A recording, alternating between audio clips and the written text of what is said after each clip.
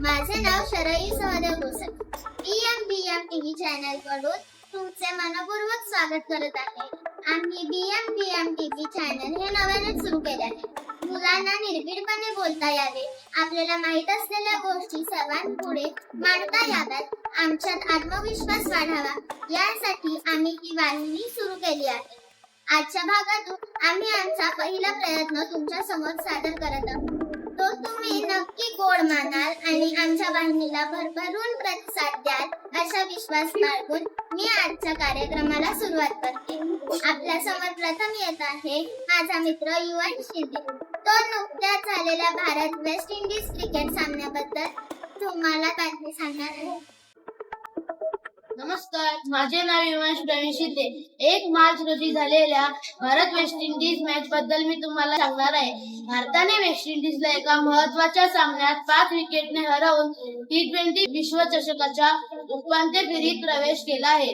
रविवारी कोलकाता येथे खेळल्या गेलेल्या सामन्यात भारताने नाणेफेक जिंकून प्रथम वेस्ट इंडिजला फलंदाजीसाठी आमंत्रित केले.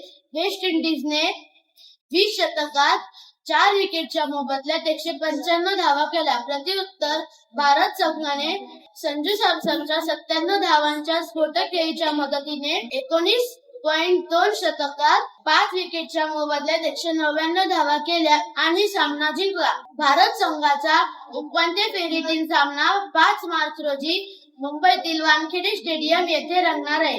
या अत्यंत महत्त्वाच्या लढतीत भारतासमोर इंग्लंडचे आव्हान असेल. धन्यवाद. आता आपल्या समोर येणार आहे नित्यांची व ती आपल्याला जुडो या खेळाबद्दल माहिती सांगणार आहे.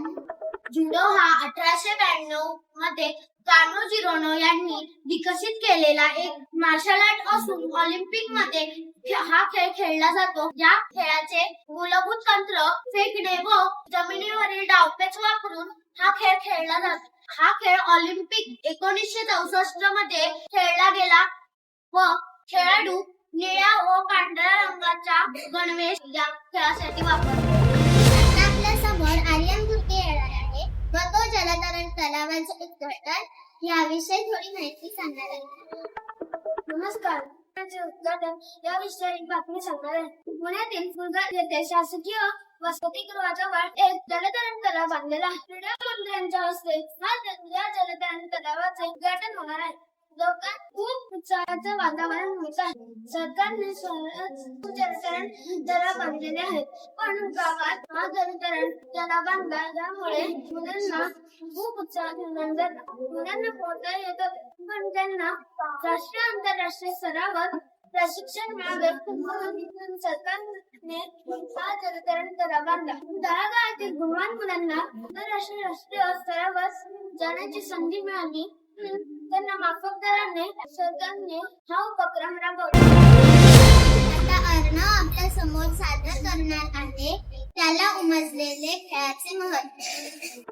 नमस्कार, आज मी तुम्हाला खेळाचे महत्त्व सांगणार आहे. खेळ हा एक जीवनाचा महत्त्वपूर्ण भाग आहे. खेळामुळे शारीरिक व मानसिक यांचा विकास होतो. खेळामुळे एकाग्रता वाढते व समस्या सोडवण्यासाठी मदत होते. खेळामुळे टीमवर्क ही भावना निर्माण होते. खेळामुळे आपण जीवन आनंदी जगतो. धन्यवाद. आता आपल्या समोर ओवी प्रदूषण याविषयी थोडीशी माहिती सांगणार आहे. नमस्कार, आपल्या देशातील प्रमुख शहरांमध्ये दिवसेंदिवस हवेची गुणवत्ता गंभीरपणे ढासळत चालली आहे.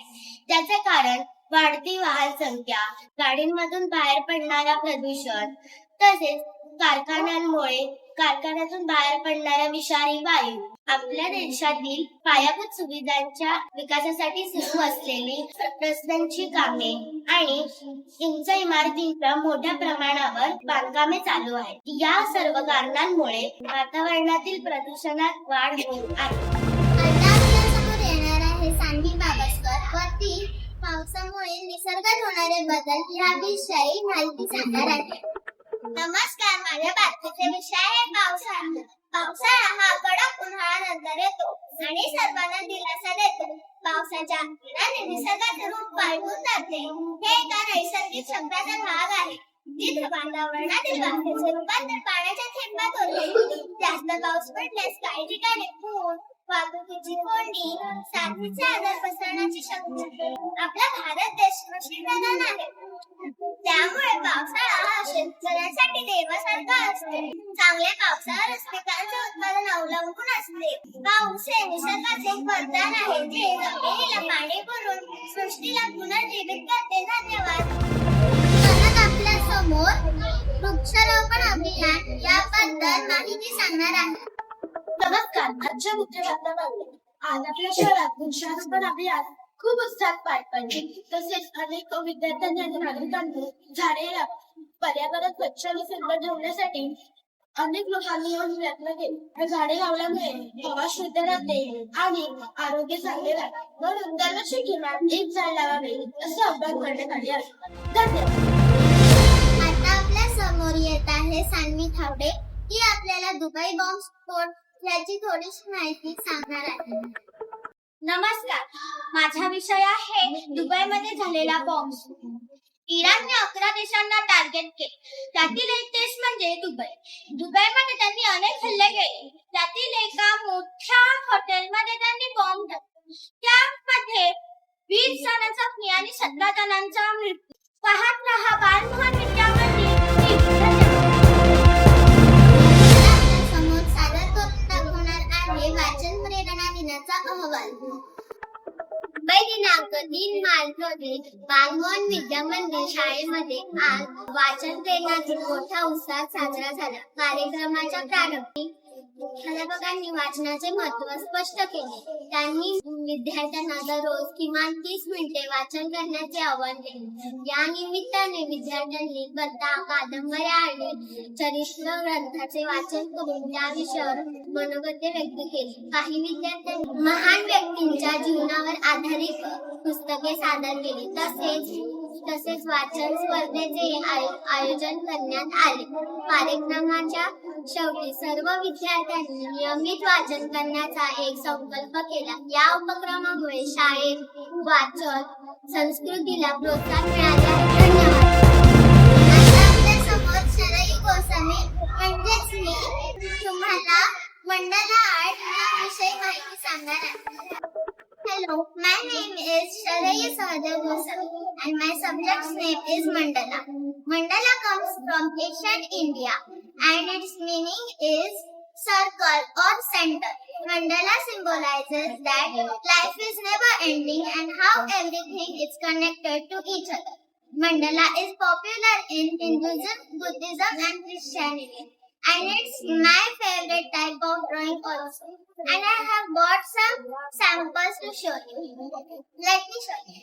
Isn't it nice, right? And now I would like to end my voice here.